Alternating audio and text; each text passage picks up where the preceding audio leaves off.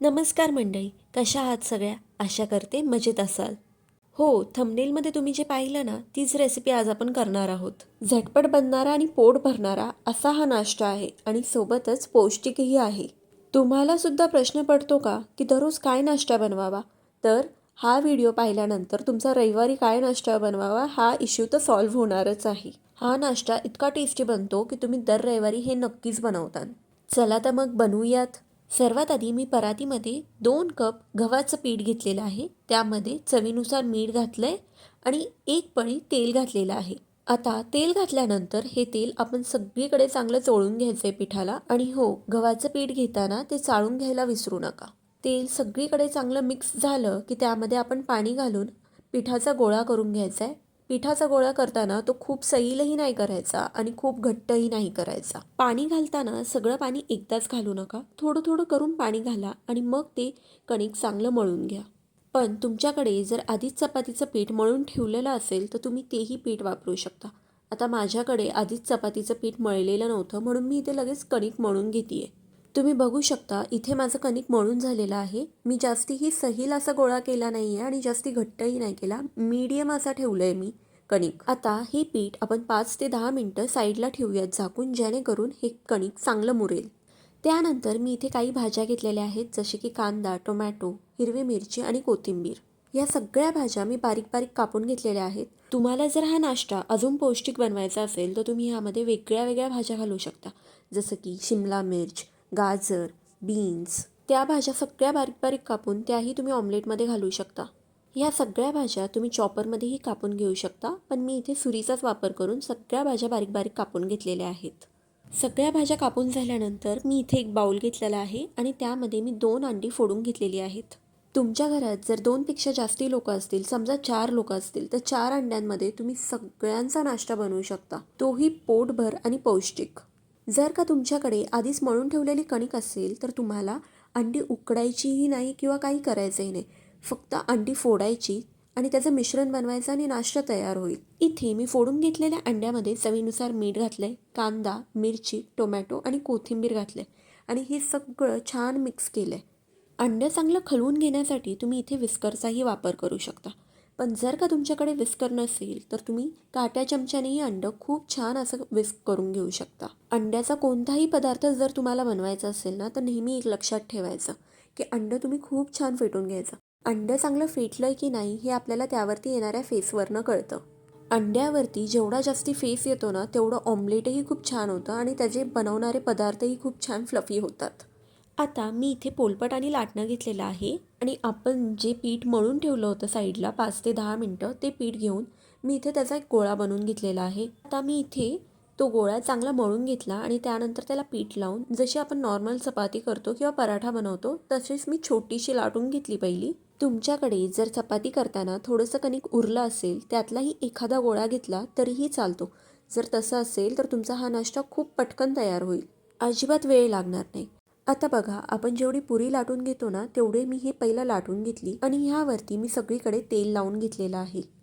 चारी बाजूनी चांगलं तेल लावून झाल्यानंतर मी ह्यावरती कोरडं गव्हाचं पीठ भुरभुरणार आहे. सेम तसंच जसं आपण चपातीला करून घेतो. पीठही चांगलं भुरभुरलं की मी ह्याला एक घडी घातलेली आहे आणि ह्या घडीवरती पण मी परत गव्हाचं पीठ थोडंसं भुरभुरून घेतलेलं आहे. त्याची परत अजून एक घडी घातलेली आहे आणि हे चांगल्या ह्याच्या कॉर्नर्स जे आहेत ते पॅक करून घेतले आहेत, जेणेकरून ते खुलू नयेत. तुम्ही हे नॉर्मल तुमची जशी चपाती बनवताना तशीही बनवू शकता. ह्याच पद्धतीने बनवा असं काही नाही आहे. कडा चांगला पॅक करून घेतल्यानंतर मी ह्याला परत पीठ लावून ह्याची चांगली अशी पोळी लाटून घेतलेली आहे. आता तुम्ही हे लाटताना ह्याला गोलच शेप यावा असंही काही नाही आहे. तुम्हाला जर ट्रायंगल पराठा बनवायचा असेल तर तुम्ही ट्रायंगलचाही शेप देऊ शकता. स्क्वेअर बनवायचा असेल तर स्क्वेअरचाही शेप देऊ शकता. उलट जेव्हा आपण पराठ्याला ट्रायंगल किंवा स्क्वेअर किंवा स्टार असा काही शेप दिला ना, की पोरं आवडीने खातात. छोटे मुलंच काय, मोठी आवडीने खातात. कधीतरी असं खायला बरं वाटतं. तर इथे तुम्ही पाहू शकता मी चपाती चांगली लाटून घेतलेली आहे. आता मी ही चपाती साईडला ठेवणार आहे. जास्ती जाडही नाही लाटायची आणि जास्ती पातळही नाही लाटायची. जशी आपण रेग्युलर चपाती लाटतो ना, तशीच लाटायची. आता इथे मी तुम्हाला अजून एक पद्धत दाखवणार आहे पराठा बनवायची. सर्वात आधी मी इथे एक पिठाचा गोळा घेतलेला आहे. आता ह्या पिठाच्या गोळ्याची मोठी गोल अशी पोळी लाटून घ्यायची आहे. जाड किंवा पातळ जशी तुम्हाला हवी तशी लाटून घ्या, फक्त ती मोठी करायची थोडीशी.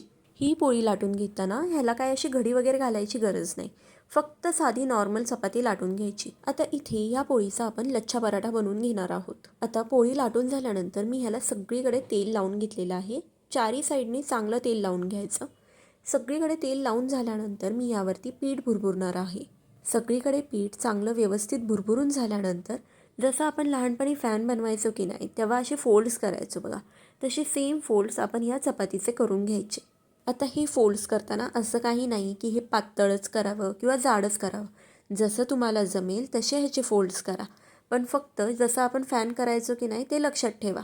तसे सेम फोल्ड्स आपण पोळीला करून घेतल्यानंतर ह्याचा एक गोल रोल असा करून घ्यायचा आहे. आता ह्या अशा रोल्सने काय होतं की त्याला असे छान कडा सुटतात, म्हणजेच लच्छे सुटतात आणि तो पराठा दिसायलाही खूप छान होतो आणि खरपूस असा होतो. आता फॅनसारखे फोल्ड करून झाल्यानंतर ह्याला पीठ लावून नॉर्मल हाताने हलक्या हाताने ही ह्याची एक पोळी लाटून घ्यायची आहे. जर का तुम्ही हा पराठा लाटताना ह्याला खूप जास्ती जोर देऊन जर लाटलं तर त्याचे लच्छे असे चांगले सुटणार नाहीत. त्यामुळे हात एकदम सैल ठेवून मग हा पराठा लाटून घ्यायचा आहे. चला आता गॅसकडे वळूयात.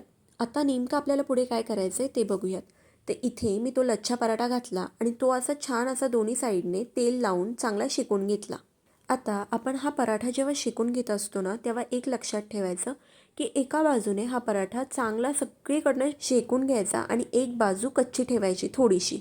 गॅसची मीडियम फ्लेम करायची आणि जे आपण अंड्याचं मिश्रण करून ठेवलं होतं ना ते पळीने ह्यावरती घालायचं पराठ्यावरती. जर का तुमच्याकडे थोडासा खोलगट तवा असेल तर तुम्ही तो घ्या हे बनवण्यासाठी, जेणेकरून आपलं अंड्याचं मिश्रण सगळीकडे असं पळणार नाही. आता अंड्याचं मिश्रण पराठ्यावरती टाकलं की ह्याला पलटी करून घ्यायचं लगेच. पराठा पलटी करून घेतल्यानंतर ह्यावरती मी परत तेल घालत आहे, जेणेकरून आपलं जे खालचं ऑमलेट आहे तेही चांगलं असं शेकावं. तुम्ही पाहू शकता इथे ऑमलेटला सुद्धा चांगला असा थोडासा लालसर कलर आलेला आहे.